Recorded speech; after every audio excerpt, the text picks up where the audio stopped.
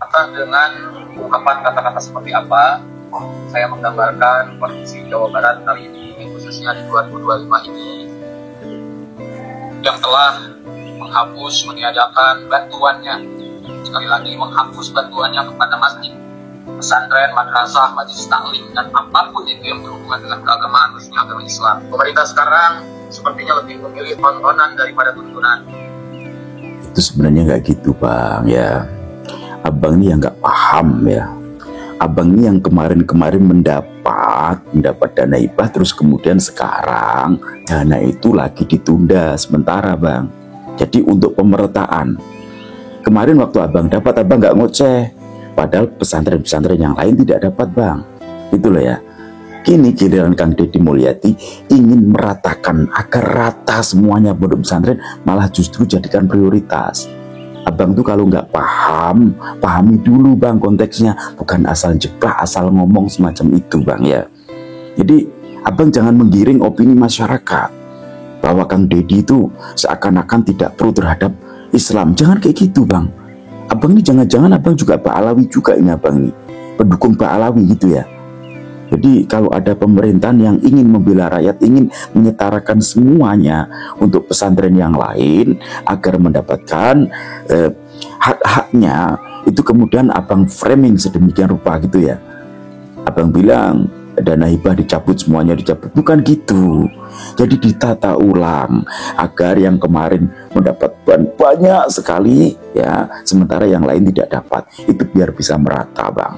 Tidak ada lagi namanya lewat jalan-jalan politik, biar nggak ada gitu loh ya.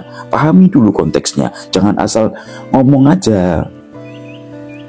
Kami sayangkan hari ini ada kebijakan akan yang disosialisasikan oleh Pak Sekda menghapus dana hibah buat pondok pesantren. Bukan menghapus ya Pak Ustadz atau siapalah. Kalian itu kalau kemarin kebagian, terus saat ini nggak kebagian, keluar terus. Ya Allah, seakan-akan kalau nggak dapat hibah kalian mati gitu ya. Dan gitulah. Jadi seumpama ini saya ibaratkan sebuah jalan. Ketika jalan itu rusak ya, kemudian mau dibangun, itu harus berkorban bang. Minimal berkorban waktu ya, untuk jalan itu kemudian dibagusin ya. Itu semuanya butuh proses. Bukan nggak butuh proses. Semuanya butuh proses, dan proses itu butuh waktu. Demikian juga yang dilakukan Kang Deddy. Percayalah, Kang Deddy itu bukan orang-orang yang ibaratnya itu ada sentimen dengan agama, enggak. Justru Kang Deddy ingin memeratakan gitu loh. Jadi pahamilah, jangan suka menggiring narasi apa yang jadi opinimu. Kamu tuh suka pin gado lah.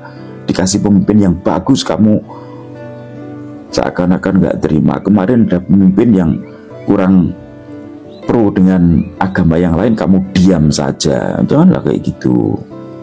Pada saat Gubernur Jawa Barat menyampaikan bahwa hibah kepada pondok pesantren ini dihapuskan, terkait pondok pesantren.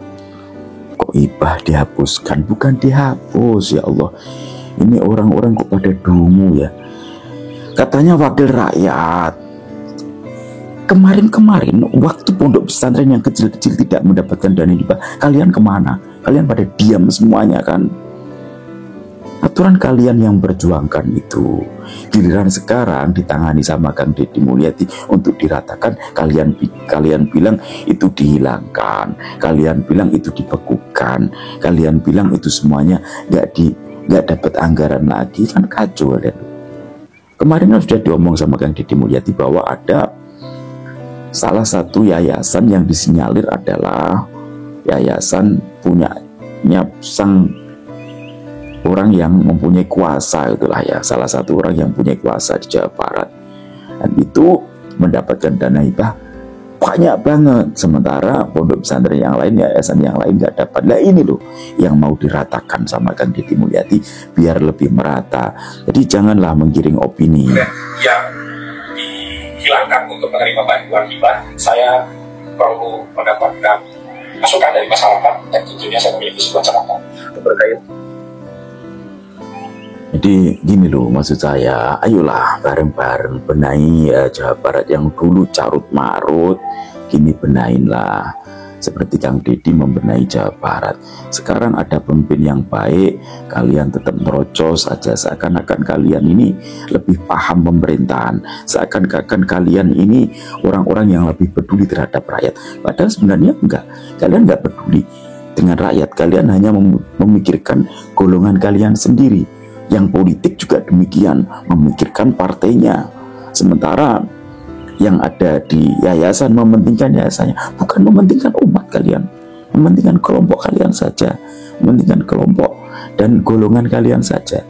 Di Kang Deddy Mulyadi ini saya rasa sudah benar langkahnya ya, dibekukan dulu ya, untuk kemudian diatur ulang bagian-bagian madrasah, bagian-bagian diniyah, bagian-bagian pondok pesantren yang dulunya tidak mendapatkan apa-apa, supaya biar mendapatkan dana hibah yang setara sesuai dengan kebutuhan masing-masing.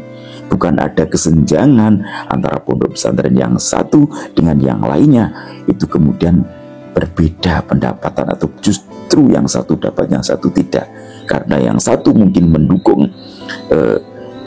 pencalonan yang lama ya, kemudian jadi itulah yang dikasih, sementara yang tidak mendukung ini tidak mendapatkan apa-apa. Nah, Kang Deddy Mulyadi pengennya nggak kayak gitu.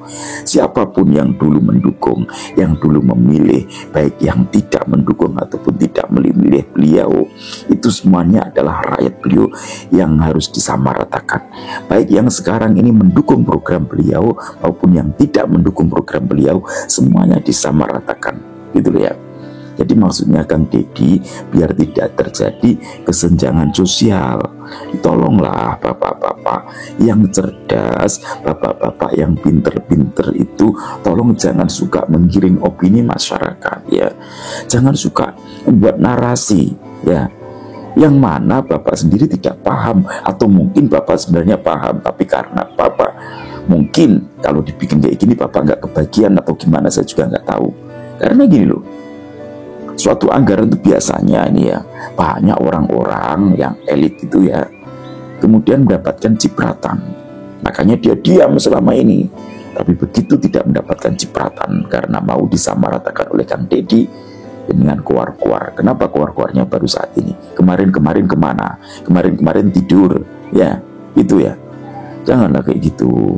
Ayolah bareng-bareng perbaiki Jawa Barat biar menjadi provinsi yang terbaik. Saya dari Jawa Timur aja bangga loh melihat kinerja Kang Deddy Mulyadi, itu bangga, seneng melihatnya. Beliau sosialnya tinggi, kepedulian terhadap masyarakat tinggi ya, program-programnya juga saya rasa bagus sekali ya. Itu jarang dimiliki oleh pemimpin-pemimpin daerah yang lain. Jadi sekali lagi, apabila saya salah dalam mengucapkan atau saya salah dalam menyampaikan, mohon maaf yang sebesar-besarnya. Tidak ada muatan politik, tidak ada muatan kebencian ya dalam hati saya. Saya hanya ingin kita semuanya itu bersatu padu membangun negeri ini dengan lebih baik. Wallahul muwaffiq ila aqwamit thoriq. Assalamualaikum warahmatullahi wabarakatuh. Salam NKRI.